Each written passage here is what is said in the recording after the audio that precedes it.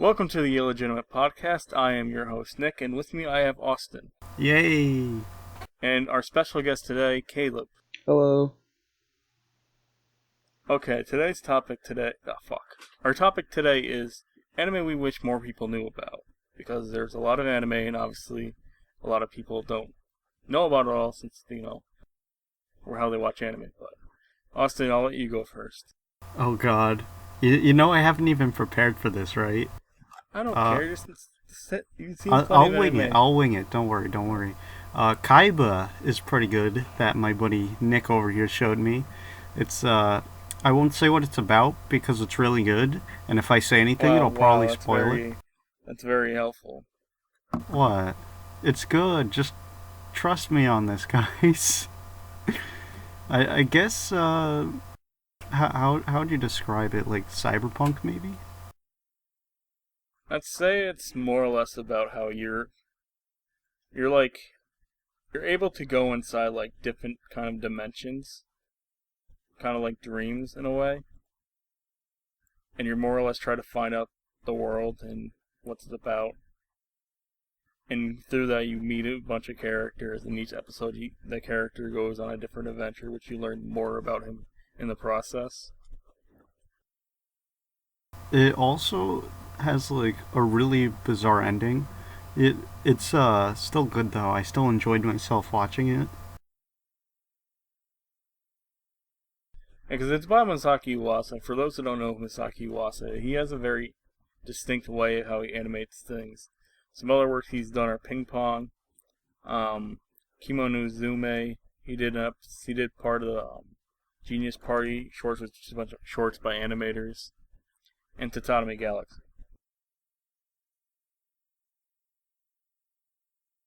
I don't think there's much to add to that, so I'll go next. I'll just say Tatami Galaxy, since we just mentioned that. Tatami Galaxy is a series about a guy who's just in college. He doesn't know what he's doing. It's episodic. It's basically about him discovering college by joining a different club. And through each club, he goes on a bunch of different adventures, discovering like college life and a lot of things about working, like the workforce in certain episodes. And he does it for 2 years, then it kind of like does this reset thing that he does it all over again for like 12 episodes. But it goes really long. Like I don't know what I'm saying.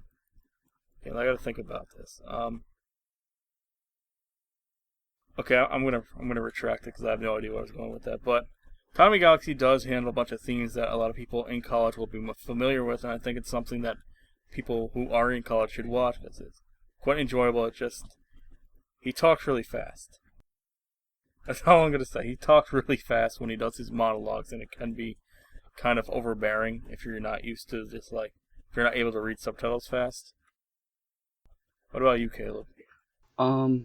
I'd say a really good anime that I think more people should invest time into watching would be Maria the Virgin Witch, which is a seasonal from a few years back. But it's actually, I believe it's set in France during like medieval period. Yeah, it's and between France and England, I believe. It follows. I'm sure both of y'all have seen it. It follows the character Maria. Sorry to cut you off. Oh, well, I haven't seen Kaiba, so it's fine. But it follows Maria, who is a witch. It follows her and her two or three familiars. I don't remember. But basically, it's a really complex story involving the title, because she is a virgin, as the title implies. I watched it like 3 years back, though. I just remember really enjoying it. Yeah, the thing I like about Maria is it does have a lot of a sexual kind of humor to it.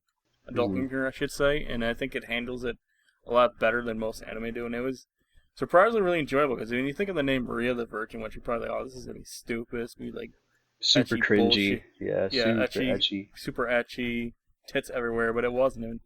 And how it uses magic was really cool, because witches, like I think most times in history, witches are not seen as, positive things, so they do magic that is kind of like dark magic. So she usually tries to fix the problems that the people have, because she does not like fighting, so she would do anything to stop the fighting, and it kind of gets her in trouble a lot, because they don't like, the other witches don't like that she does that, and they don't like that she keeps doing that, because she doesn't like that people keep going into their conflicts when they want to solve it themselves. Also, Production IG did it, so. Yeah, Prod IG is great. I want to add that I think one thing about Maria the Virgin Witch that might turn a lot of people off, like if they were just to be like scrolling through, like say MAL or like whatever website they use to look up shows to watch, like the ecchi tag really seems to turn a lot of people off to new shows, like for some reason. When I'm not like saying I'm like a giant big ecchi fan, but a lot of people it seems like don't want to be associated with with like perverts and stuff. You know, when usually ecchi is just like comedy. It's all there Yeah. to be funny. I But mean, when you got things like High School of the Dead or High School DxD, which is probably why people get turned off, but you got like certain ones like this or like Monogatari that they do have their ecchi moments, but it's not a big deal. It's not the biggest part of it that makes it appealing to them. The only thing I've seen with the Monogatari series was the toothbrush scene, and that's enough for nobody to watch it. same, I've never wanted to see Monogatari. It never looked that interesting. That toothbrush scene is like the highlight, though. No, it's not. It can't be. Why would It's people not. like it? Well, Monogatari is kind of like its own bit different. It's kind of like JoJo in a way, where it's extremely bizarre, but it has its own like little charm to it. Like it's bizarre, but it's very charming in its own way. I think that's kind of the best way to explain why people are attracted to Monogatari. But it's strange. I'll just say that it's very strange. So are you recommending Monogatari to Well, our... I do recommend Monogatari. If you're into some strange shit, then watch Monogatari. It's a lot of fun, and it has a really unique art style and how its animation is presented. Because the creator of Shaft, I mean, the main director of Shaft does it, and this is like the thing they do the best at. Like there's so many different animation styles inside it. Plus, you always got your signature Shaft head tilt thing that they like to do. It is really enjoyable, but it is it's fucking crazy, really weird. But Austin has this one he's really dying to talk about. It's called G Gundam. Hey, G Gundam is underrated as all hell because, like, even I'd say a decent amount of Gundam fans don't even want to watch it. But it's just like such a fun show. It's so fun. I love it. It's Like it for Tequila Gundam. Hey, Tequila Gundam is a great Gundam, and it always will be a great Gundam. Fight me otherwise. So you're gonna tell us what G Gundam is about, or you're just gonna say how awesome Tequila Gundam is? I could do both, really. It's pretty much about the Gundam fight tournaments, which take place like once every 4 years, I think. I could be wrong on that. Maybe it's 10 years. I'm not sure about the actual time frame. But the Gundam fights is like pretty much each country. All the countries are now in space, by the way. So you got like Neo America, Neo Japan, all in like space and whatnot, and they'll send a fighter down each to Earth, representing the different countries, and then the winner of the Gundam fight tournaments will make their country the leader for the next X amount of years it was. So basically, if you really like the Dragon Ball Z Budokai tournaments, you probably will like G Gundam, even if you've never watched G Gundam or Mecha before, is what you're telling me.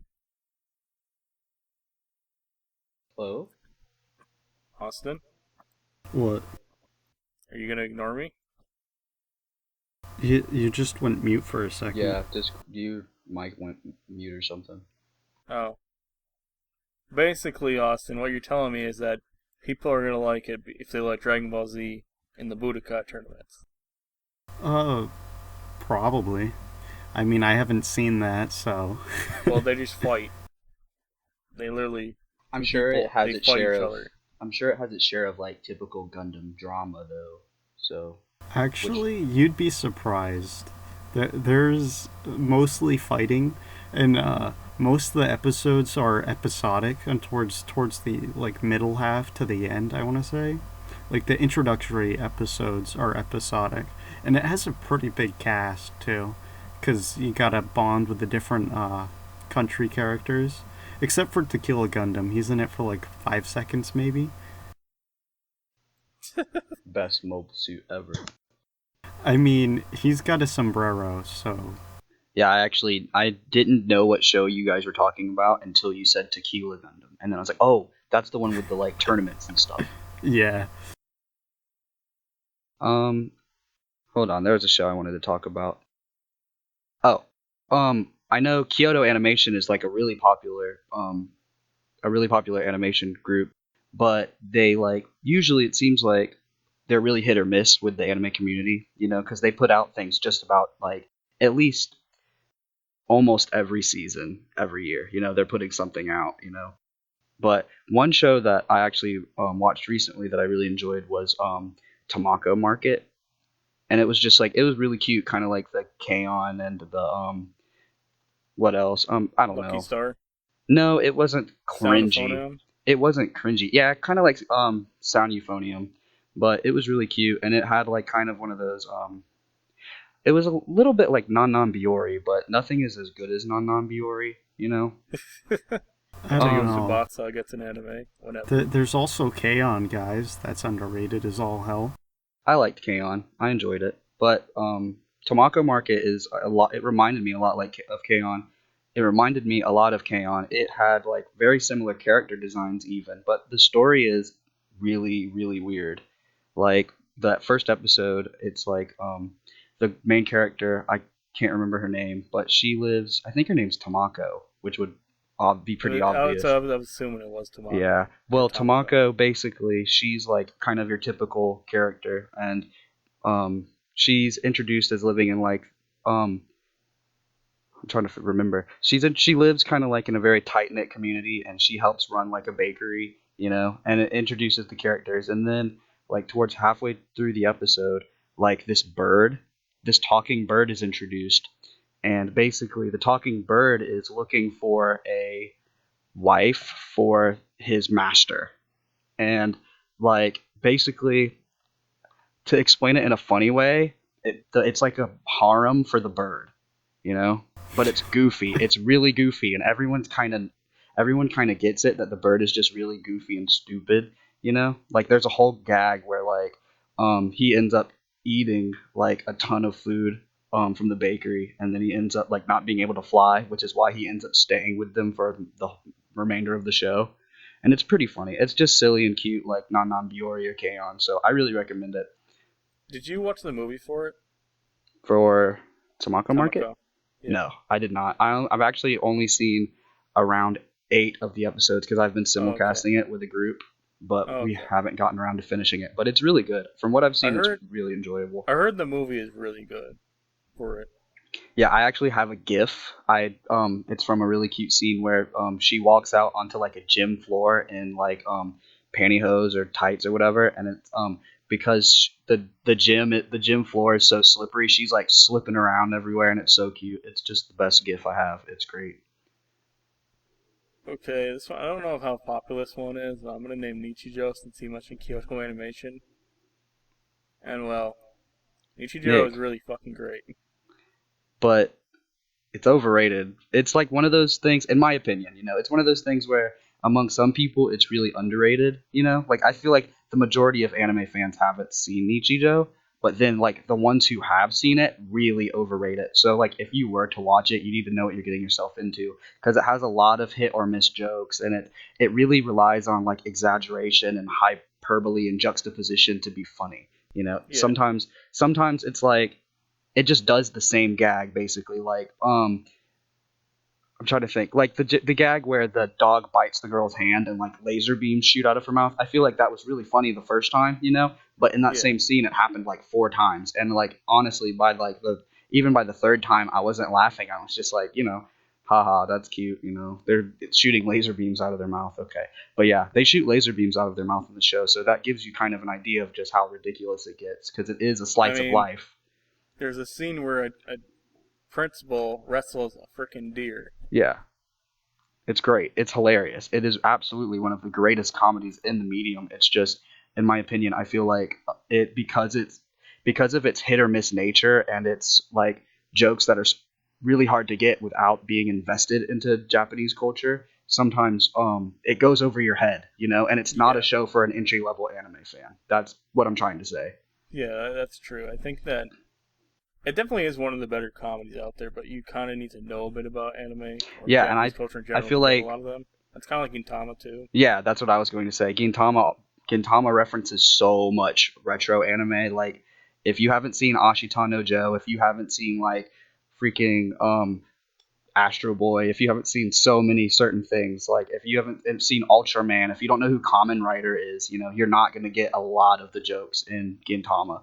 And Nichijou has a very similar way of doing it with its jokes, but they're more cultural. Like they'll play games that like where we have tag, Japan has like Shiratori. We won't know what Shiratori is, stuff like that. What about you, It's Austin? Even though I kind of feel like you're gonna say Cromartie next now. well, I think if we're talking about comedies, Cromartie High is pretty good. I mean, have you guys seen Cromartie? I know you We I have. were. kind of watched it with you, so Have you seen it, Caleb? I'm afraid I haven't. Nick was gonna simulcast it with me, but then we didn't watch it. It is really good. Like, I hear it's really basically funny. I feel like basically imagine a character who's not a delinquent and he got transferred to a delinquent school and he fits in with the delinquent really well and they go on adventures. It sounds a lot like GTO, but like with a student instead of a teacher. Yeah. Like the first episode, like they ask him what his nickname is, and everybody's like comparing their nicknames, and he's like, "I don't have a nickname." Then he somehow gets put into like into like this contest where he's supposed to be one of the strongest delinquents in the school, and he's like, "Why the fuck am I here? I'm not even strong. I never even been in a fight before." Hmm. it And it is. has Oh, sorry to cut you off, but like it has it Freddie is. Mercury in it. Yes, it has Freddie Mercury. The lead singer of Queen is a main character in the show, That's and awesome. it I would say it has more of a Western humor instead of like Japanese humor, if that makes sense. Like Mhm. more slapsticky or like gags. Like there is a whole episode dedicated to somebody trying to say their name, but weirder and weirder things keep happening, so that way he cannot say his name. Right. I think one of the best part is sometimes they'll say, "If you want to see the rest of the scene, go read the manga." That's great. Yeah. That Like is in amazing. the very first scene of it, uh, the main character randomly transforms into a girl and is like, now if this actually happened, all the fans would be disappointed who read the manga. So therefore, we're going like this way or whatever with the adaptation or something crazy like that. It was pretty funny. That's awesome. I actually really am interested in watching it. You should. Another comedy. It's actually one I haven't seen, but I've been really planning to watch it. It's a Gainax comedy. I'm sure Nick knows where I'm going with this. Oh, it's Hamataro. It's the little yeah. It's called Aruchuban Ebichu, and it's from what I've seen, it's a really like pervy and sly and really slick comedy series by Gainax, and it's about a hamster. Then that's mostly all I know about it. But Yeah, it's I can basically if read the Hamataro wasn't ecchi. yeah. I've seen scenes from it, and that's why I've been interested in it. And it's just really hilarious. And I don't know if it's full length episodes or short episodes or what, but it's something I've actually really been planning to get around to soon. It sounds very interesting. It looks hilarious. Actually, if we finish this podcast, I'll send you the scene I've seen from it because it's so funny. Oh god. It's amazing. So, what underrated genre should we get into next? Honestly, I think the whole mecha genre is underrated by a large group of anime fans. Dude, I breathe mecha. Like, Yeah, So you I've haven't read even seen Macross. I've read Crossbone Gundam. I've read Thunderbolt. Well, some of Thunderbolt. I'm very adamant about mecha, but for some reason it's just like ecchi. A lot of anime fans think like I guess they have like a bad opinion of it, you know. So like when they'll, I guess like I don't know. I I don't know feel where I'm like a going lot with of the this. really good ones were also old too. Yeah, Like I a Oh lot don't. yeah, of the that's like true. post 2000 ones aren't that great. I agree. I think like the thing is, a lot of people who get into mecha now, they're introduced to it by like either Gurren Lagann or Code Geass or like the two newest entries in Gundam, which are like Iron Blooded Orphans and Unicorn. You know, stuff like that is what's getting people into Unicorn's mecha. pretty good, but I feel like you I need thought to Unicorn was watch. good also. You gotta watch the other series to actually understand everything in Unicorn. Yeah, I had to explain to my friend before we watched Unicorn, like all these major events, like you need to know that they're gonna reference this and this and this. But you getting into UC Gundam is kind of like a mess too, because you can't Yeah. like alternate universes, the ones that are kind of in their own like little universe. Like you can just watch Gundam Wing, you can watch Iron Blood Orphans with zero knowledge of Gundam at all. Mm-hmm. You can watch Double O with no knowledge of Gundam at all. Woohoo! Double But O. you Hey, can't just Double O watch is like pretty good. but you can't just watch like Victory Gundam or That's what I did. Victory Char's Gundam was my Counterattack first without any UC. knowledge. My first was 79. Good Starting job. with the classics. My favorite is 79. It's probably I liked it way more than Zeta, but I'm at double Zeta now. I skipped it and saw Victory though, so Oh, Double yeah. Zeta is. I feel like it's one of the most underrated Gundams because Yeah. most people just don't give it the chance. Because I it's. gave it the chance and it still sucks. Oh, come on, Nick. You know it's not that bad. From what I know, it's a Gundam where Bright is a very, very important main character for the first time. So yes, it is a good Gundam because Bright gets screen time. He's the Yeah, best. see? See, look at this, Nick. Somebody agrees with me. Double Zeta is not the worst Gundam, and it is actually pretty good.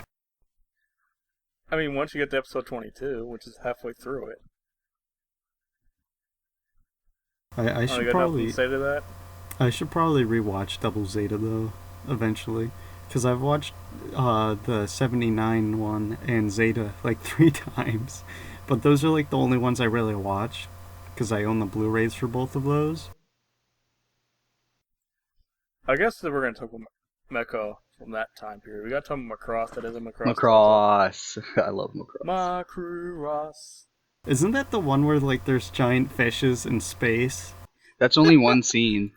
I will not let you live that down, Nick. You will not hear the end of To it. be fair, Caleb still has that picture as his profile Yeah. picture on Kitsu. On Kitsu, yeah. That's my It's been my profile picture ever since I got rid of Jing from Hunter x Hunter. Oh, I know I don't want to interrupt you talking about Macross, but there's a show I actually want you to talk about, Nick, because it's one you recommended to me a while ago. It's the Chihayafuru. Okay, I'll talk about that after we talk about Macross. Okay. Okay, Macross it's an interesting breed because it's not entirely like Gundam. Like a lot of or mecha during the 80s, because a lot of mecha in the 80s were very always on the drama. This one actually kind of takes a step back at times. Because it has romance elements, which Gundam does have, but it's compared to Macross, it's not even in the same league at all. Yeah, because Gundam's better. Shut up. But Macross introduced a lot of tropes that a lot of modern anime do have right now. Like I can't really think of examples off the top of my head, but Macross is about.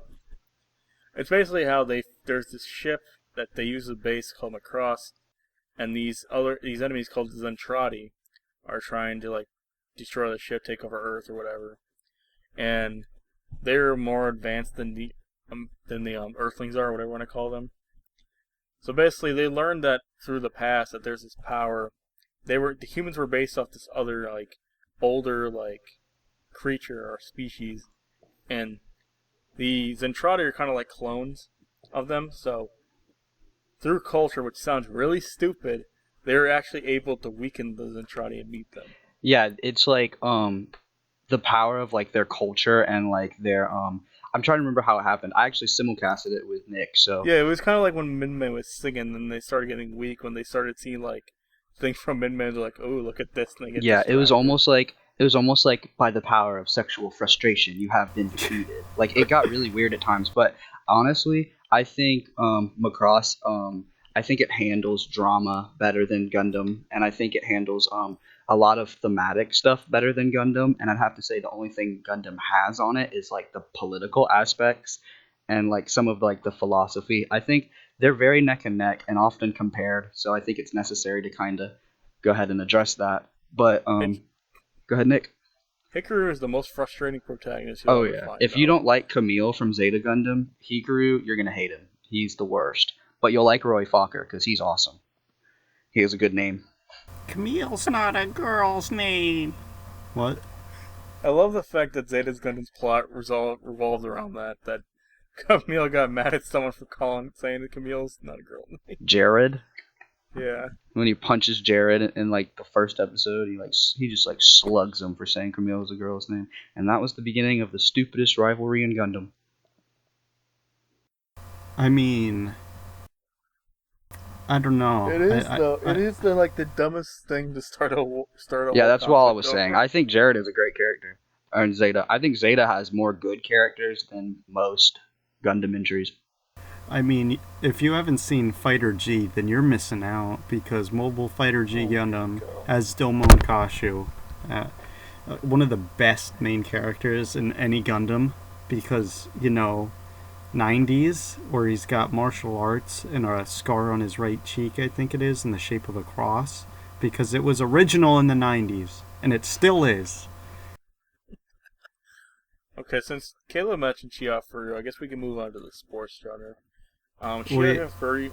Wait, What? can I do one thing real quick? Okay. For all those Western fans, Macross is actually Robotech. It's the same Shut up. thing. Don't be They're not fooled. the same thing. Robotech is an edited version of Macross. Well, it's actually like Macross and then like two other shows. I think it even uses some of like the Leiji Matsumoto shows. Like it's really confusing.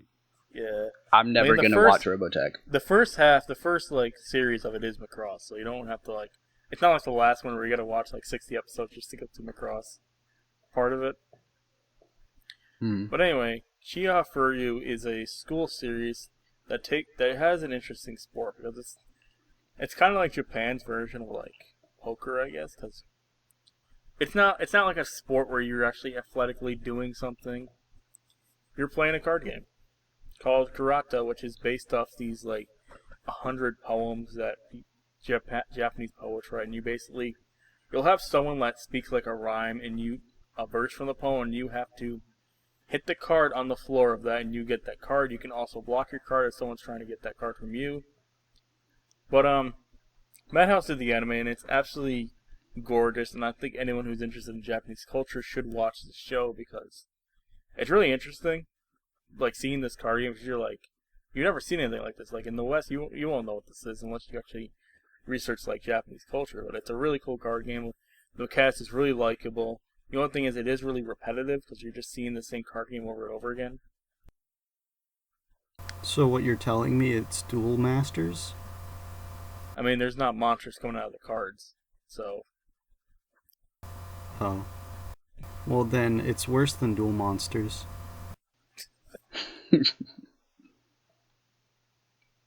But I think there is a sports series we can agree with that tends to be underrated, unless it's in certain fandoms, and that is Ishita no Joe. Oh, I was gonna say Ashita no Joe. It's really good. It's if you can handle the 70s animation, you'll probably really like it. It's really good. I'll let you take over, Nick, because I cut you off. Okay, I was gonna have you explain it, but whatever, I'll do it. I think we've Ashita all no- seen Joe here, so Yeah. any of us could do it.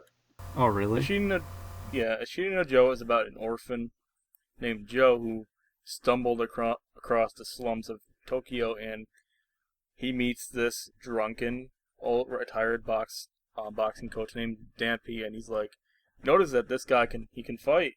It's he can go back to being a boxer. He can go back to training boxers again, and he basically does that. But Joe is kind of a troublemaker. He scams people for money. He beats up people all the time. He goes to juvie, which you don't really see in the sports series either.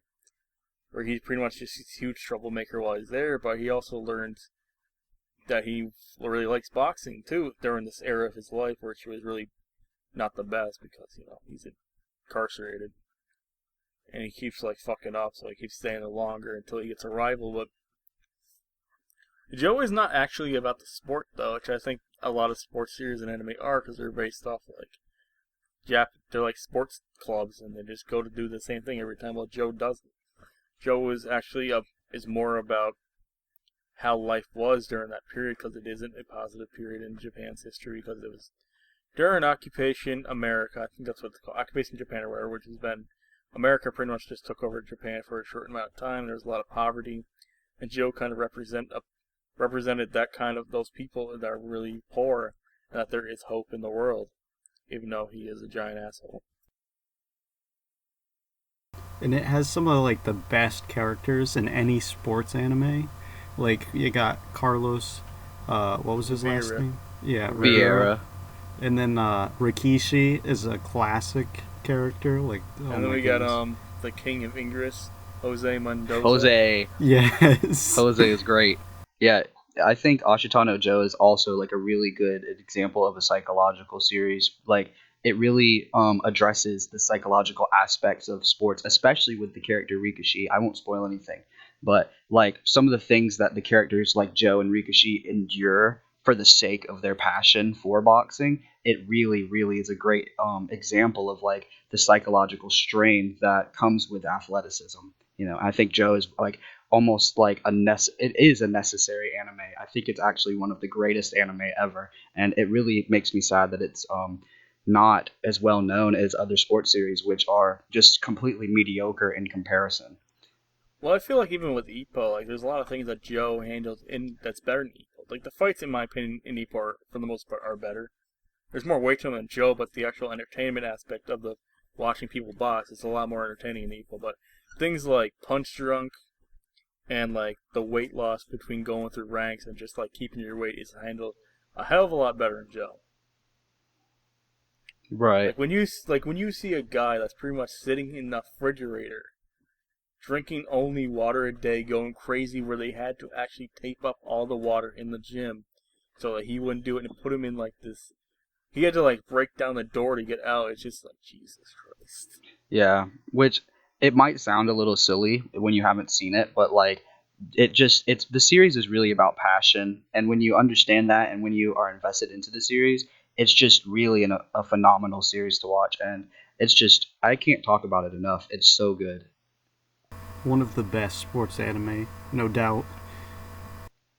One show that I really love, which Nick recommended to me last year or in 2015 or something, it's Nana. Or Nana, I don't know, but Nana.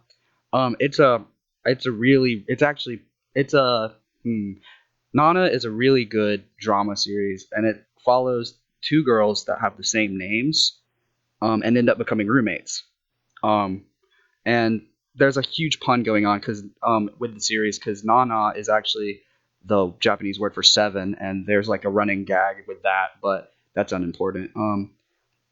Basically they each have their own like backstory and drama, and it's kind of like you see them come together and help each other and get involved with one another, and it's a really good drama for anyone who likes like, you know, soap operas, I guess. I don't know, it's really dramatic. But I was thinking our positive thing about Nana is it's about punk music. Yeah, it does have one of the go ahead. You don't get a lot of anime that deals with punk music. It's usually like J-rock or J-pop, but just the aspect that's about like a punk band, it really is interesting how they handle that. Yeah, when I think of music and anime, the two series that come up are K-On! And Beck. So really? It is really, yeah. Because when I hear music anime, I think of Kids on the Slope. Oh yeah, I love Kids on the Slope. We should talk about that. Yes. Yeah. I think this is literally the third podcast where we mentioned Kids on the Slope. In case you haven't watched Kids on the Slope, you should definitely watch Kids on the Slope. Kids on the Slope takes place in like the 60s. I believe the 60s or 70s, and this guy, he's very shy. He travels a lot because of his dad's work, and he kind of feels like this is the same again. I do this again. I'm not gonna talk, man. Not gonna get friends. Not gonna get attached to this place. And he meets this guy who's like considered like the bully called Centuro, I think his name is. I can't remember off the top of my head. And it kind of changed his life because I believe he was really good at playing piano. He pretty much just played like classical stuff. He knew a bit about jazz, and then he ended up joining a jazz band with this guy. And then there was a girl that Centuro, whatever his name is, knows. And there's obviously a love triangle between the three, but also I think this is really like a jazz like love story in a way. And I think it's really good. Like, it's Mappa's first work. For those who know what Mappa is, Mappa was created by one of the co-creators of Madhouse. And well, it kind of shows that this was a huge budget thing what they did with it, because it's beautiful looking. The character designs are kind of iffy because they're Josei designs like Nana, so they may not appeal to everybody because they have these really skimpy looking designs. But it was such a good drama, and I think that everybody should watch it. And the soundtrack was really good, especially the jazz pieces. I want to say it was Yoko Kanno. Yeah, Yoko Kanno worked on it. Yeah. And she's like a heavy hitter in anime music. And it also is directed by, Watanabe, who directed Cowboy Bebop, Samurai Champloo, Space Dandy, Zankyo no Terror. Out of those shows, which one did Yoko Kanno, or whatever her name is, work on with him? I know she did Cowboy Bebop and Kids on the Slope. I don't know about Champloo or Space Dandy. I don't think she did Zankyo. I actually really enjoyed the opening to Zankyo no Terror, but I really did not like the show. And we should not talk about that show in this episode of the podcast. I mean, there's a lot of shows we shouldn't talk about. One of them being Black Butler, because it sucks. Yeah, there's a running joke with our one member where he really loves Black Butler, and like 3 of us don't give a shit about it. I've actually never seen Black Butler, but I've heard good things, so I'm optimistic. Well, I think Black Butler has an interesting premise, just like the fandom is really bad. Yeah. Isn't it shoujo? Oh no, it's shonen. It's just like, really? They ship this character, the Butler, and the main protagonist, Seal, which is like a little like 14-year-old, and the Butler's like he's a demon who's an adult, and so people like to ship them together. It's kind of weird. Oh, yeah, that sounds cringy. Also, just so you know, don't watch the first episode of our podcast if you don't want spoilers, because we did spoil the ending to Black Butler. I'm not worried about it. Which is really dumb. I probably won't be watching it anytime soon, at least. Yeah. But I think back on the sports. I think sports tend to be a really underrated genre in general. Like, people don't like watching sports in real life. They want to watch an anime on it, but I think sports has some of the most unique series if you actually go out your way and don't just watch like the formulaic ones. Yeah, are we allowed to talk about... IQ is not formulaic. I'm just saying that now. Are we allowed to talk about manga in this podcast, or are we just sticking to anime? No, you can mention if you want. Yeah, go for it. I want to briefly mention Koko no Hito, The Climber, because we're on the topic of underrated sports series. Koko no Hito is actually either my favorite manga or my second favorite manga. It's up there with Joe. It is a really phenomenal sports series about a mountain climber. I don't remember if it's shonen or seinen. Seinen. It's seinen. Well, the beginning's really shonen. Like, do you agree with me? The beginning is... where he's just like climbing like the school and shit. Yeah, like it's that. just, it starts out with a very kind of like a hype style of writing, but eventually it really goes into the deeper aspects of, like, the psychological aspects of sports in a similar way that Joe might, and I really think that it handles it really well, and it's very immersive. Like, it's just really phenomenal, and the art is really great. I think we're going to mention manga, then I'm going to have to mention Real, even though Real is not complete, because Takahito, in a way, does not like to write, apparently, but Real is about 3 characters. One of them, he drops out of high school, he really likes basketball, but because he dropped out, he couldn't join the team, and he meets another guy who's in handicap basketball. He's a lot better in life than he is. Like, this guy is, like, going nowhere, he doesn't know what he's doing. This guy, this handicap guy, who's in a wheelchair, has, like, he got his license. He really wants to be like an aspiring basketball player in this league. And another guy is just an asshole. Like, he's one of the reasons why he couldn't join the basketball team and why he quit high school. But he eventually gets in a car accident. Oh, he gets in some accident, I think, and it paralyzes him from the waist down, so he can't play basketball anymore unless he does handicap. And it shows him struggling to learn to walk again. It's kind of inspiring watching these 3 series because it's different with other basketball works Slam Dunk, which really popular basketball in Japan. But this one was like, wow, I can't believe this come out the guy that did freaking Slam Dunk. Granted, he did do Vagabond, but it was just kind of surprising. Let me think about anime. I have a few series I want to talk about. One series I really enjoyed, which is recent, is Sakamoto Desu ka, or I'm Sakamoto.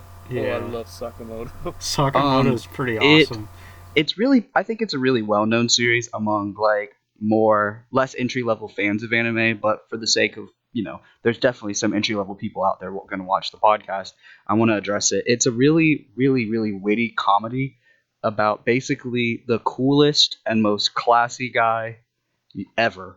And he's in like, it's a high school series, and basically everything this guy does and puts his mind to is, like just accidentally badass, and I know I bashed on Nichijou for like using the same joke over and over again earlier, but like this show uses the same joke over and over again, and I love it. It's amazing, and it's great, So it's a well executed series with really good writing. It's hilarious. It doesn't really have standout characters, Sakamoto is kind of, he's kind of dull, other than he's really, really like spontaneously badass, and he's coolisto.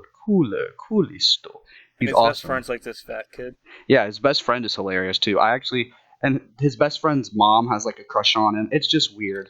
He keeps trying to hide from him. He hides in he hides in one spot. I remember one episode he hides without all their clothes. Like he hangs himself up. Yeah, it's awesome. He just has the most finesse out of anybody, and it's just great. It's very enjoyable to watch. There was some heart wrenching moments towards the end where like I really felt for Sakamoto. That makes sense, even though you don't really know much about him. Yeah. The ending actually was a weird change of pace compared to the rest of it, because it got a little intense. And then it was like one of those, it's not a cliffhanger, but like an unanswered ending maybe, or like leaving it open kind of thing. Mm-hmm. Which I feel like the ending itself was even part of the gag of, Sakamoto is like the mysterious, just badass guy with all the finesse, that all the girls like and everything. Like, I feel like the way it ends, just is another way of the writing emphasizing his character. I feel like if you like Devil as a Part-Timer, you'll probably like it, because technically there is like a few episodes where he actually works in a fast food place. Yeah, they're very perfect funny. At it. They're very funny. I actually haven't seen Devil as a Part-Timer. I haven't either, but I know it. I know about like his reputation. It's supposed to be a really funny series. I actually want to know if any of y'all have seen, because I haven't, and I want this to be talked about because I feel like it's something I want to see, and I feel like it is underrated. And it's Working. It's like on its 4th season now, I think. It's just I know about Working. It's just called Working. Heard of it. Yeah, I mean, if someone watching the podcast wants to go out and watch it for us, more power to you. But from what I understand, it's kind of like a very real slice of life drama about young adults beginning their like life in the work field. I guess finding their first job and getting involved in that sort of thing as they grow up. And I feel like it might be a really interesting coming of age story. Something like that. I just hear good things about it. I've never actually seen it myself. Yeah, I've heard things about it. I don't know. I think it's like a short too, so you don't have to watch like full episodes of it. I think it is. I might have really assumed like the most about it, like thinking it was some like really interesting, cool thing, But if you like it, I don't want to I don't know. I'll go to the next one that I don't think either of you heard of. I probably mentioned it to Caleb, and that is Koi Kaze. Koi Kaze is a taboo series because it's about incest. I'll just say that. But it's not favorite. It's not Orihimo where they actually are accepted. I'll be like, hell yeah, I'm gonna go hit on my brother. It's about a guy who's in he's working. He finds out he has a sister that he hasn't seen in a while. Nick, I watched this. Oh, you did? Yeah, I'm on episode 6. It's weird. Is it actually any good? It is good. It's a good drama. It Go ahead, very Nick. depressing. It's It's kind of hard to watch because it's kind of like this guy, like it shows this dude like masturbating, and you're like, this is disgusting. It's just, I Like feel it, like it handles it from what I've seen, obviously Nick knows more about it, but the way the show is handled isn't in a way that glorifies it, It's in a way that it addresses it kind of from a mature perspective that sees it as something controversial, And I don't know how it ends, so I don't know necessarily what like the writers are trying to say with it. But at the very least, it doesn't handle it in like the cringy, tropey, like yeah, silly, etchy way. Like at no point does it reach like that, etchy fetish like yeah, catering crap. Like it's a real story, about something that people actually experience. So it seems like it's a good series rather than something like just yeah. cringy. That's why I think this is the only incest I'll recommend because a lot of it is accepting of it. Like I mentioned Orihimo, and that's very accepting of it. It's a trope in anime that you're accepting of taboo, which this kind of handles in a way where it's like, holy shit, this is how people really that go through it are feeling, and it's kind of like a character study on it. But it's something that obviously not everybody's going to want to watch because obviously it's about incest. And I just mentioned the guy was masturbating to her. I She's a little mean, kid. I'd watch it. Don't get the tissues out for it though. Uh, I'll probably watch it with like you, Nick. We'll simulcast it. I'm not watching that again. Oh, why not? You just recommended it. Yeah, it's like one of those things like you watch once, like you're not gonna go watch Schindler's List again. Or I like mean, Grave of the Fireflies. It's like reading Pun Pun a second time. I've I read watched it a Grave of second the time. Fireflies twice. What do you I've have seen- against it? I've seen it 3 in times. I've seen it in both dubs, and I've watched it in Japanese twice. I've seen it 3 times because Bob Stammer made me watch it with him 2 days in a row, and it was torture. I don't know, that movie, you get something else out of it each time you watch it. Like, I think my Yeah. But it's kind opinion, of like one of those things where it's kind of engraved in your mind, like the first time you watch it. Like you don't need, like it's already got a photographic memory once you watch it if you pay attention the first time. well, I mean, it is like, I know it's Ghibli, before they were considered Ghibli, but it is basically a Ghibli film, so like, there's always going to be like, because of the quality, is what I'm getting at is because of the quality of animation and the amount of effort put into creating it, there are going to be things and subtleties. There's going to be subtleties in the animation and in like the backgrounds and like maybe even in the dialogue. There are going to be things that you might miss. Like, I feel like the second time I watched it, I understood the beginning of it, where you see like them get on the train and it's like their spirits or whatever. I feel like I understood that more the second time I watched it.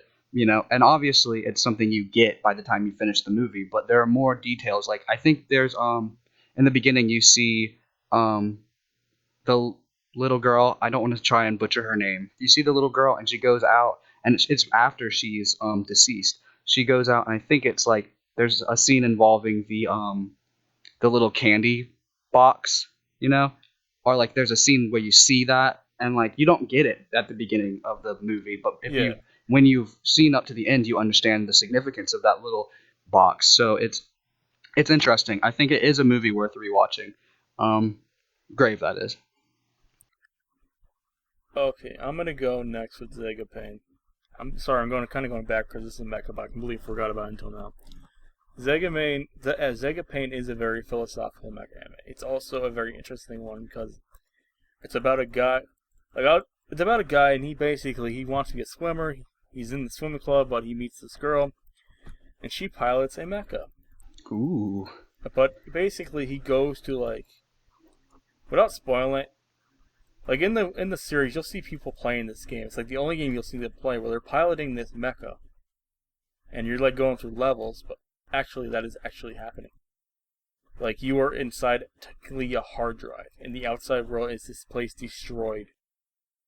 And it makes Spoilers. it makes you question what is real and what is not real in this case. And You just ruined the Matrix for me, dude. Yeah, I was about to Shut the say, hell up. this sounds a lot like The Matrix. Yeah, it has a lot of similarities to The Matrix. A lot of people say it is similar to The Matrix. That's interesting. Besides the fact that it has really jarring animation, because it's kind of in that time period where they made mecha and they had those really bad CGI models.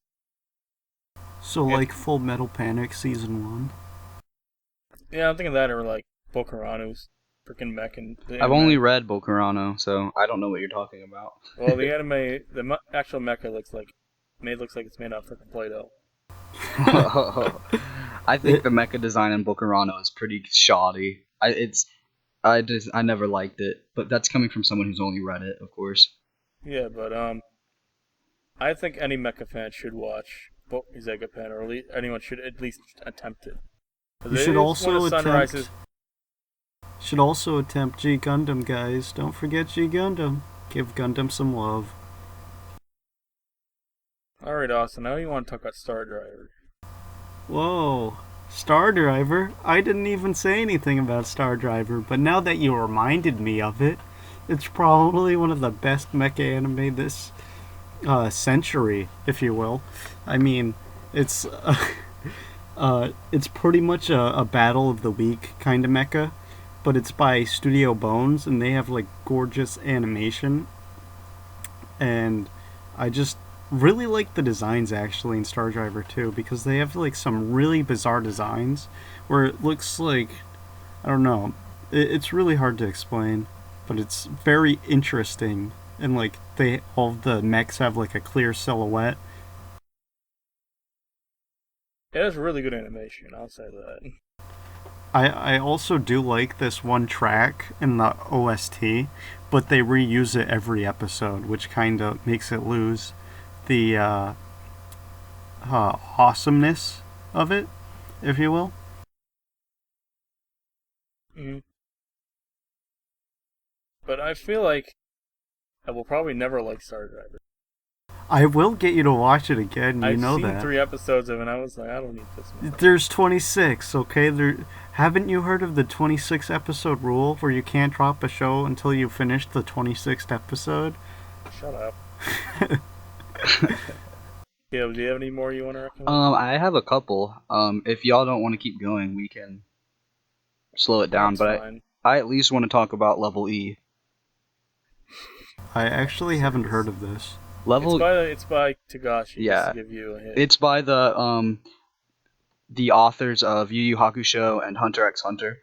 It's it's a comedy anime and manga, but I've only actually seen it. I never got around to reading it. It's about an extraterrestrial prince. He's a prince of like some alien planet, and basically he just comes to Earth to screw with people.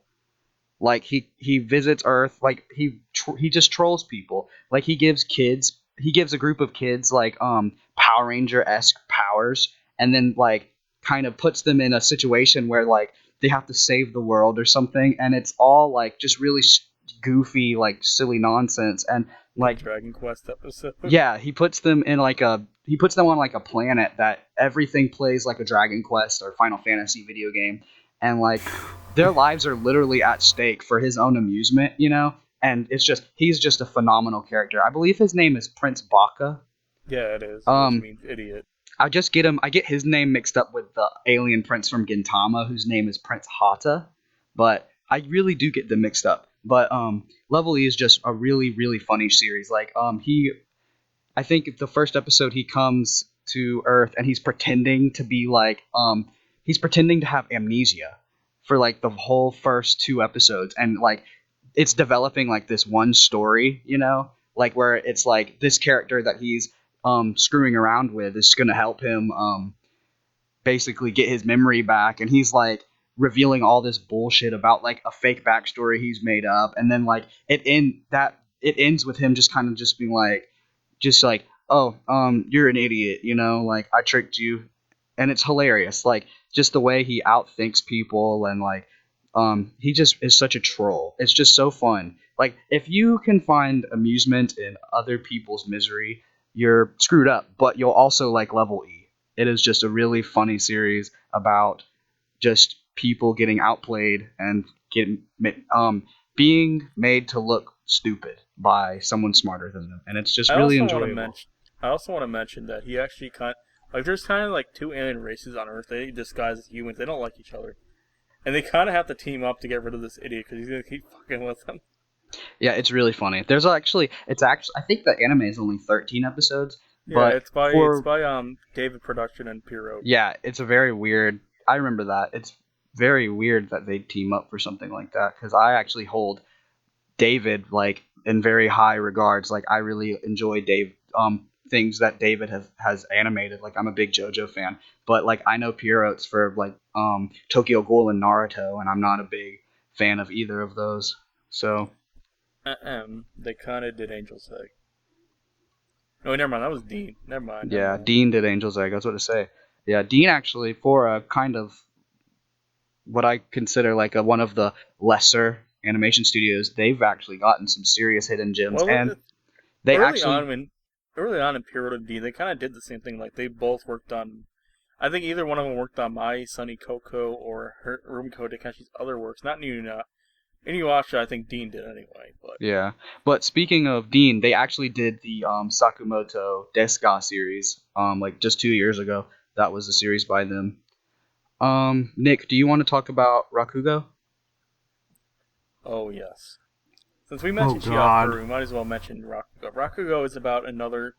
It's about a form of Japanese theater called Rakugo. See, which is kind of like you have a person that basically tells a story in front of an audience, but it's not like he just kind of sits there and kind of reenacts every person by just sitting there. Like he'll move his hands or whatever, but I don't even think that's the main appeal of Rakugo because the main appeal of Rakugo is the lives of these characters. Like the protagonist in the second season, he's basically being mentored by the protagonist of the first season. So the first season is basically a full backstory because you learn that this guy who really likes Rakugo, he just got out of prison. He wants to be apprenticed to this master, and basically the whole thing is showing his story about how he became Rakugo and how he had this like guy that worked with him, and they both and help with them. They kind of shaped how he does Rakugo, how his life is, and this guy basically kind of is the reincarnation of his friend in the second season. It's nice seeing like how mature their lives is. Like it's a very mature story. So it's not like a school series where they're like having fun. Like there's one this airing the scenes called Kabukiki or something like that, which is about another form of Japanese theater, but that is more like a fun version. This is a heavy drama. I think anyone who's interested in Japanese culture, which I've already mentioned this many times about Japanese culture, should watch this. It is really good. Also, I mean, if we could go back to Mecha real quick, there is one I want to mention because it falls under the category of so bad it's hilarious, and that's Oh brain no. power. Like the mech designs are so impractical that the cockpits are actually in the crotch region of the robots, and it's just like, oh god. It was by like the creator, I want to say, or director of Gundam. yeah, it's by the creator of Gundam. Oh no. It's like it's just so hard to follow. It's pretty much like what you would get if like freaking Hideki Anno was smoking weed when he was working on Evangelion, because it is just like really out there and stupid at times, but you can't help but laugh. Oh my god, like I wish I could give you a synopsis, but I've seen like the first few episodes and I still don't know what's going on. I have another So, Tomino series I'd like to talk about. It's another Garzy's Wing. series. Go ahead. You're mentioning Garzy's Wing, right? No, I'm not. It's another series by the creator of Gundam, and it's interesting because from what I understand about it, it was originally not supposed to have mechs. It was originally supposed to be kind of like what's that anime? It was originally supposed to be a high fantasy series, a lot like Lotus War, Record of Lotus War, and it's called Aura Battler Dunbine.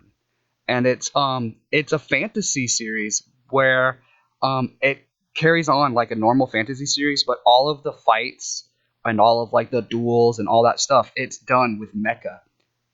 And I've only seen the first 2 episodes of it, but it was recommended to me by a good friend who's actually a YouTuber, and I'm very interested in continuing it. And I think it's one of the series that's considered to be Tomino's better works. You know, like Gundam 0079. It's supposed to be a pretty solid work because I mean, come on, Tomino makes a lot of trash. Okay, like from what I understand, Tomino does not make a lot of good anime. So like it's just if you want to see like some good old robots destroying castles or something. I don't know what you're into, but it's called Aura Battler Dunbine, and it looks really cool.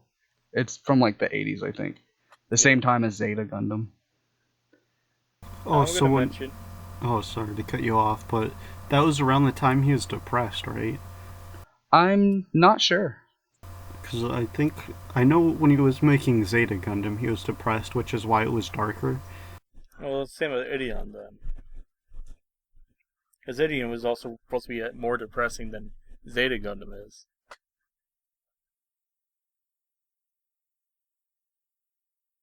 I have one more series I want to talk about. Go for it. I'm pretty sure all of us have seen this one also. It again is by Mappa, the studio that did Kids on the Slope. It is a really awesome battle series. It is called Ushio Totora, and it is a remake of an adaptation of a, I believe it's a 90s battle shonen manga. Yeah, and it had like an OVA in the 90s that had like 6 Yeah, episodes. it had like a pretty shoddy but popular, from what I understand, anime from the 90s or whatever. But the current adaptation that actually ended, I think, last year or the year before, was really great, and it has a really retro vibe. It's kind of like it's a good story with really good characters, but it kind of after a while follows a bit of like a monster or a battle a week, battle of the Yeah, week because the style. majority of the first season is Battle of the Week, which is why I think a lot of people were turned off by it. Yeah, and I'm a big fan of Battle of the Week. Like, I'm a big fan of Evangelion. I sat through all of like the first two Gundam series, so obviously I can tolerate a Battle of the Week. But like, I feel like Ushio Totora, does a really good job of like having interesting battles while like having good world building, and it's a very cool show. It actually has one of my favorite main villains in anything, and that's the Hakumen no Mono. Is that right? Oh, Jesus Christ. I Is that forgot right? that thing. Yeah, Yeah, Hakumen. that's like one of the most terrifying things since like Meruem from Hunter x Hunter. Yeah, it is pretty scary. It's in there. It's up there with Char and Griffith as far as like awesome bad guys. It is such a good villain. Um Obviously like it doesn't have any sort of like interesting motive. It's just one of those like raw evil Dio Brando type villains. But Ushio and Tora, or Ushio 2 Tora for you weebs, it's really great. It's actually 2 seasons. I think the second season's significantly shorter than the first season, but Yeah, it is. It's like half the length. it's got really good characters. It has very good character backstories. It has okay character development. Like I really really loved watching it. It's actually one of the few seasonal series from the last couple of years that I didn't like just put on hold halfway through and let it like build up so I could binge it. I actually wanted to watch this show like every week as it aired. I enjoyed it so much. So and obviously it does require like particular taste, because seeing how it does have like a battle of the week style, but it is very a very interesting and very enjoyable show. But I feel like the manga probably does better with the development, since this anime did have to cut a lot, because this is like a 30 plus volume series. Yeah, I believe it has 38 volumes in the manga, and the anime, which I haven't read it, but the anime only has like a 25 episode season and then like a Yeah, it's like 16 episode 36 season. episodes. It's like Yeah, so 36 episodes. that's So, like less than a volume per episode, so I'm very well, they confident. didn't. They cut a lot of stuff out, so it's Yeah, not like they rushed through everything. They yeah, didn't that's what I'm actually rush saying. it. They just didn't have a lot of content. And I don't know about like the Hakimono stuff. If it actually is fully that, but I know they probably cut a lot of the Battle of the Week stuff. Yeah, that's what I was thinking. I'm very confident that because of like how many episodes there are compared to how many volumes and chapters there are, that a significant amount of the content is cut in the anime version. But nonetheless, the anime is very enjoyable, and I enjoyed it very much. Okay, I'm probably gonna do one more. Austin's probably away doing something, but No, this I'm is not doing anything right now. okay. I thought you were talking to your brother or whatever, but No. Arya the animation. Arya is a Oh very God. I've Sorry, actually wanted to see continue, this. pleb. No, I'm just kidding with you, Dick. Arya is about a girl named Akari, and they're basically on Mars in a way. Like Mars, just that isn't just it's like Mars, but it's like based off of Venice. Like they're in space, but she basically is the taxi in this world. Like they drive those boats you often see like in Italian kind of culture, where you like when you see pictures of like Florence, Venice, Rome, or whatever, you see people on like this tiny little boat that travel people across the city. It's kind of like that, and it's very atmospheric. You learn a lot about this really interesting world. It's not like a crazy world. It's a normal city like you'd see, but there's a lot of places in this world. You meet a lot of really cool characters, and it can be very heartwarming at times too. And it's just like one of those series that I think that not everybody's gonna like, but I think it's something that people should try because you never know. Like it's something like you'd put on late at night. You don't really want to watch something that's really heavy on drama. You put this on, watch a couple episodes. You're probably feeling great before you go to bed, and it has such a great cast, and I think that anyone that likes slice of life stories would love Aria the animation. It is a bit long though. Well, the episodes here it's like 50 something episodes, but I think it's worth the time. And the other series she did Amachu last year, which was 12 episodes by JC Zapp. It's a really beautiful diving series actually, and I think that people who love Aria or just slice of life series will probably like that one too. What do you have, Austin? Me? I don't know. I mean, there's one show that I feel like nobody really talks about and or has seen, and I guess I could mention it real quick. And that's Tiger and Bunny. It was okay, I thought you were gonna mention something else. Oh, what did you think I was gonna mention? That's fucking 3 minutes short. Oh no. I'll as always, I find a reason to link it in all of the podcast episodes, so it will probably be linked somewhere eventually. But Tiger and Bunny is pretty much Japan's take on superheroes, like very westernized superheroes, but instead of like, just being superheroes, it's also like a reality television show kind of thing, where like there's like these superheroes are treated like celebrities and stuff, and on their uniforms they have like different logos and brands and like advertisements to like sell stuff to other people. But like it gets into some really deep heavy and like saddening subject matter, following the main two duo, which is Kutetsu and then Barnaby, who are the two main characters and whatnot.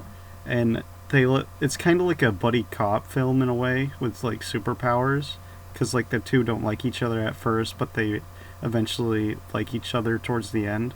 But like it is a really fun show, and it's done by Studio Sunrise, I want to say.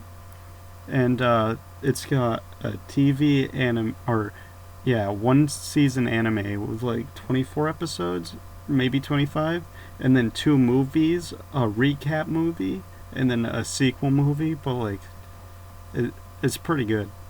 I like it a lot. How would you compare it to Boku no Hero? I would say Boku no Hero is a lot more like shonen-y and doesn't really care about each lives of the individual superhero characters. Like in Tiger and Bunny, you get to see like each character, like a day in the life of that superhero and all of the stuff that they have to deal with outside of being a superhero as well as being a superhero. And I feel like Boku no Hero doesn't really do that. Instead, it just kind of like shows action and the main character, and that's really all who get the screen time. What about Samurai Flamenco or whatever it's called? Oh, Samurai Flamenco that's another fun series.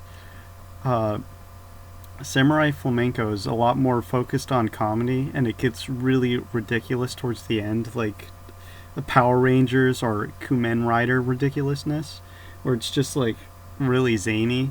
But like the beginning, like the start of Samurai Flamenco, I feel like could have a similar tone to Tiger and Bunny, where you're supposed to be laughing at the main character in the beginning of Samurai Flamenco, where he's trying to be a superhero, but he's just like getting beat up and stuff. But like it's a lot more realistic than Boku no Hero or whatever it is. Okay, I was gonna end it right there, but I just remembered this one anime Caleb and I have been watching for over a year that we got to mention. Yeah, Oh, I kept trying to bring this one up, but I kept forgetting it for some reason. That is Hyoge Mono. Sounds Oh, like jeez. shit. It's Okay, amazing. It's it's a amazing. samurai series. I mean, it takes place in Sengoku era, which I believe is when it's warring periods of Japan. This is where Oda died, Nobunaga Oda, and this is about a guy who basically is obsessed with tea. Like I'm not Um, even joking. This guy's like fucking obsessed with tea. I believe he in Japan they took a lot of pride in like aesthetic things, and that's where like things like the tea ceremony and um like artifacts and certain things come from. That's why they have such like that's why really trivial and insignificant things are so significant to the Japanese. During like the feudal era of Japan, they even had like positions for like the shogun. They would have a personal aesthete, or they would have a personal person who would perform the tea ceremony for them. And that's basically what the main character is. He's an aesthete, and he's also a warrior. But he aims to be like a very great man of aesthetics, and that's what he wants to like. It's just his life goal, and like he's a very zany, goofy character, like he has like really great facial expressions throughout the series, and it's such a funny show. But I'd have to say, just like Nichijou, it has a lot of, or Rakugo even. Nichijou and Rakugo both have a lot of Japanese cultural stuff that sometimes can be hard to understand, and sometimes jokes go over your head. And like especially with Hyoge Mono, if you're not at least somewhat savvy on like just your history, regarding like Japan, you know, um a lot of stuff you won't get, because like a lot of really important events, like I believe a big climactic event in the series is during what is his name? Nobunaga Oga's death. He actually has a very epic scene, which historically he died, so this isn't a spoiler, but it is covered in the series. His death scene is like a very climactic scene for the It's show. like one of the most amazing things It an anime is will the ever most see. badass thing I've ever seen in any anime, honestly. But it's just if you're not savvy with Japanese history, a lot of stuff is going to be going over your head for that show. So But I think what makes Hyoge a little different between compared to other samurai series is because there's actually very few episodes where it's actually about the fights. Like if you watch Rurouni Kenshin, you're gonna see a lot of fights in that series. Hyoge Mono, we've only seen like two. yeah, We've seen like we've we're seen like 3/4 of the series. We've seen like two battles. I believe there was only one actual fight that we've seen up till now. Like it's not like Shigarui, it's not like Rurouni Kenshin, like you said. It's not like Gintama, obviously. But I was just thinking of Samurai series. But it's just it focuses more on like a slice of life aspect of that era in Japan, which I believe is pre Bakamatsu or Bakamatsu, something like that. I'm a bit iffy on Japanese history, but And it's kind of like the politics of that time period more so than just the battles. Because we right. do get behind the scene like the battle, like we do get an episode like finding out who is one that assassinated Nobunaga, them planning out to kill him and stuff like that. We get a lot of that during the war. Right. It's very interesting. It's got a lot of conspiracy stuff to it, but I believe like the main focus of the show really is like the aesthetics, and like the tea ceremony is very important, and just stuff like that. Like the smaller, more simple things about just historical Japan, it really focuses on that. Like rather um where most shows focus on like just how epic samurai battles are. This show focuses on the peaceful, like very just very interesting, and like it's good. I don't know how to explain it. It is a very peculiar show. Yeah, it's very niche. Like, majority of people who watch anime will not like the show. They'll think it's really boring. But I think It is boring. It's it has super a charm boring. to it. It has its charm. It has the best facial animations I've ever seen Yeah, in like anime. I love the show to death, and I consider it to be one of the most boring anime I've ever watched. But like my avatar on Discord right now is the main character. I really love it. Like just because it's boring doesn't mean it's completely off-putting. It's just sometimes I have to sit there like, okay, when's it gonna get funny here? But honestly, I think every episode it never really fails to be funny. It's just it does tend to go a long time rambling on with the political stuff, and it's just I'd have to say the only reason I find it to be boring is because of it's because I'm not as invested into Japanese history as someone from the target audience of the show would have been, because it is a Japanese show.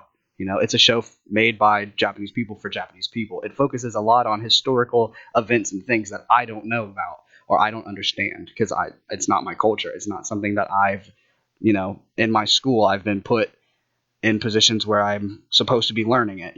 So unless you are somewhat invested into Japanese history, a lot of stuff's going to be going over your head when you watch the show. But it doesn't take away from the show too much, because it's just a very enjoyable and funny show. Yeah, and I think we can wrap the podcast here. I think it's pretty long for Austin, because he's going to kill us later. Sorry. It's the longest podcast I'm ever going to have to edit as far as so far. I mean, there was a lot of shows I could have mentioned that I didn't, like Shiki or like Haibe and Renmei. I wanted to talk about Flying Witch. Flying Witch. Yeah, Non Biori also. A lot of people don't watch those. Those are really good slice of life shows. I mean, if you guys want, we can just like list a few shows towards the end instead of like going into detail, so you guys can get like a quick speed round in. Yeah. After you, Nick. Go ahead. Okay, Shiki. Shiki's a horror anime that doesn't try to jump scare you with their shitty ways that Japanese anime tend to do. Yeah, Shiki is really cool. Okay. Shigarui, I mentioned it earlier. It's another samurai series. It's kind of a tournament style series. It's very cool and very, very bloody. Yeah, it's martial arts. I also recommend reading the manga to that too, so you can get the full picture. And then I'll mention Haibe. Renmei is a slice of life series that takes place in a purgatory, and I highly recommend it to people. Keys Naiver. It's a recent Trigger series. I really enjoyed it. If you know Trigger, you either hate them or you love them, so you're kind of know what you're gonna get. I'm not gonna over-explain it. Just Keys Naiver. Inferno Cop, another Trigger show. It's a troll show.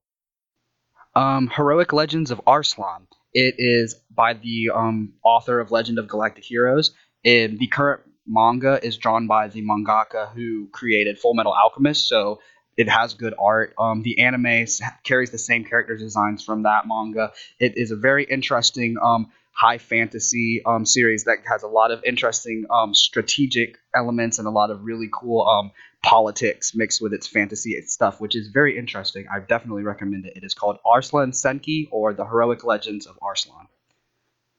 The Passage, which is a slice of life drama from last fall, is about a guy who wants to make a dictionary in his life. That's basically it. That sounds absolutely amazing. Okay, I had one more. Oh, Non Biori is the greatest slice of life. That's it. It's just the greatest slice of life. It has the best characters. It is, in my opinion, obviously, but it has the best characters. It's hilarious. It's well written. It's relatable to the extreme. It is very great. It is called Non Biori. There are 2 seasons. It's great. Go watch it. Kokoro Connect. I don't know. Basically, it's about a group of high schoolers that are in a club, but they meet this guy named Heartseed, and he tries to fuck with their friendship and twist it in interesting ways.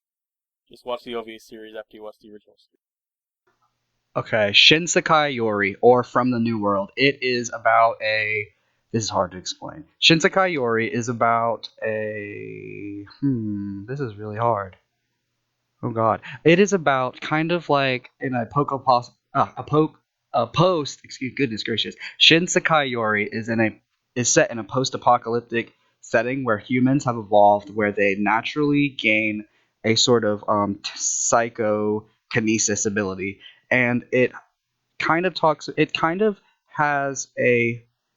It focuses on the world building and like how the world would have like changed because of these sort of things, and then it like has a lot of interesting lore that talks about how this has all happened, and it's a very good fictional work, and it's super interesting and has really good characters, and it's really interesting. It's called Shinsekai Yori, or From the New World.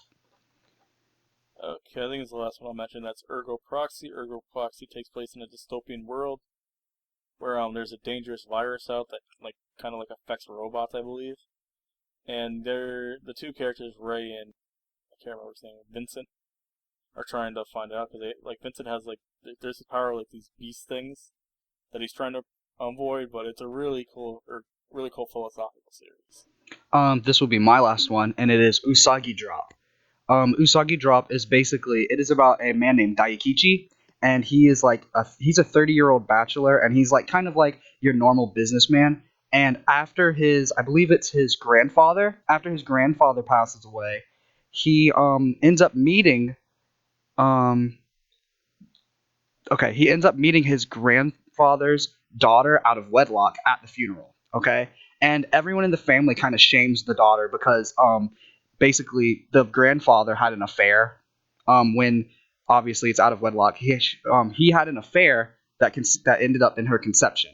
So Daikichi, the main character, he's like really appalled by the way his relatives are acting, and he offers to become the he offers to adopt her, and it's a very, very, very, very cute and sometimes beautiful slice of life about parenting and just it's good. It's very, very good. Like if you like cute, happy stuff, like if you like Barakamon, if you like Yatsubato, those are similar series in my opinion. They have like the same cute slice of life elements. Just don't read the manga. Yeah, don't read Usagi Drops manga. Don't. Okay, I forgot one to mention. That's Touch. Touch is a baseball series from the 80s about two brothers and their neighbor. Same with any Adachi series. If you haven't watched any Adachi series, I highly recommend them. Basically, it's a baseball series about a lazy guy, his younger brother who's really skilled at baseball, and their sister, their neighbor, who's really popular, and it's basically a slice of life baseball series about their lives and how the lazy one finally will get off his ass and start to do shit and learn about his life. It's a really nice, not slice of life, coming of age story, I should say, but it is quite long, being 101 episodes. But unless Austin has anything to add. Yeah, I was gonna mention two more. There's two more I want to get to. I could probably keep going on forever, but it's getting pretty long. The first one is Ungu or something like that. It is by Studio Bones, and it is a mystery series, and it's pretty much like solving different mysteries, and there is an overarching plot towards like the midway point, but I don't want to spoil anything. Pretty much, it's a supernatural mystery series because one of the main characters has supernatural abilities, but I won't spoil anything. And then the other one I was going to mention real quick is Cyborg 009. You guys should get into that if you like weekly action shows. I mean, fucking 60s. Yes, it is from. There's one from the 60s. There's one from like the early 2000s as well. I mean, I I have like a soft spot for that show, and so yeah, it's pretty good. You should check it out. But if you don't want to check it out, you should definitely check out the prequel, or an official prequel, I guess. Or no, the anime is an official prequel, I want to say. But Skullman, which follows this one reporter who goes to like this town, and there's like a mysterious cult, and it's also a very mysterious show. The title character Skullman does show up occasionally, which is one of the questions that the main character is trying to solve. But it's or another really good mystery series. But yeah, that's all I have to say. Okay, I guess we can wrap this up. Sorry it isn't the most fun as our other two, but kind of because we didn't have Leslie here to make fun of. But it was fun, and I hope you guys join us next time.